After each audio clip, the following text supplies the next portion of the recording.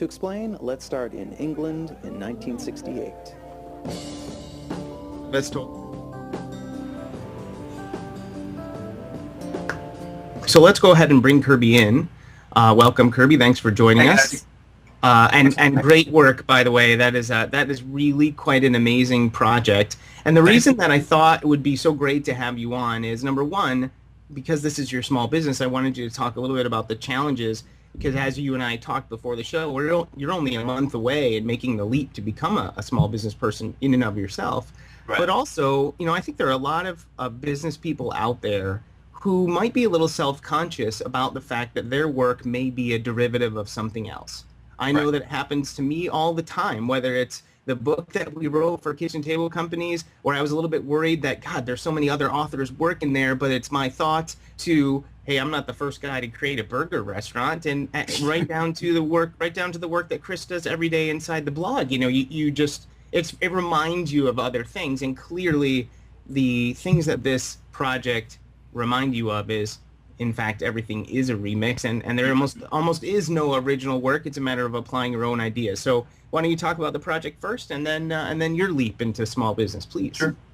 The project came about, probably started brewing a couple years ago, maybe even 3 years ago, when there were all these sort of silly lawsuits going around about Harry Potter and Coldplay and Da Vinci Code and all this stuff, and the suits always seemed kind of far-fetched to me.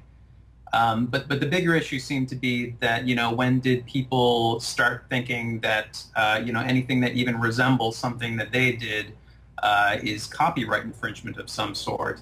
So I thought that was a hypocrisy that could be explained in a pretty simple, clear story. Because once you look at any piece of art, any creation, it's going to look like 1,000 different things, and that's just the way it is, just because the thing that you made is yours, it doesn't mean that it's not like everything else. So basically, it was just this moment in time when there were a lot of lawsuits going around, but I also think it's an idea that resonates, because I think people, they don't understand all the ways they take. They understand when something is taken from them, but they don't understand all the ways that they're taking from the culture around them. So I wanted to illustrate that in an entertaining way. Kirby, let me ask you a question about that, because on one side of things, when people look at it, once they get through the process and watch the entire film, they obviously get the intent of the message and everything like that. Greg Hartle happened to watch this past weekend, and now he's excited that we brought you onto the show. One of the things I was going to say was, but you can also sort of look at this very surface and just be like, oh, neato, remixy stuff. And, I could do that too. And, people kind of run away with the create side of the message. What happens when people don't interpret your story the way you want it to, even with something like everything is a remix? What's your feelings about that? Well, I think what you mean when they take it a way that I don't think was intended? Is that what you mean? Sure. Or grab just the surface portion of it or whatever. I guess what I'm saying is, if they remix your message, including. Right. I think the thing that some people take away from it that I'm not super thrilled to see is that they think that just copying is fine, that just being blatantly derivative and not really trying to push yourself.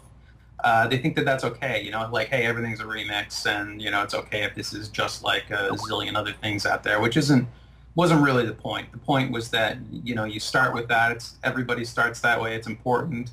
But if you're going to do something that has enduring value, you've got to add something more to it. You've got to transform what's there. You've got to combine things.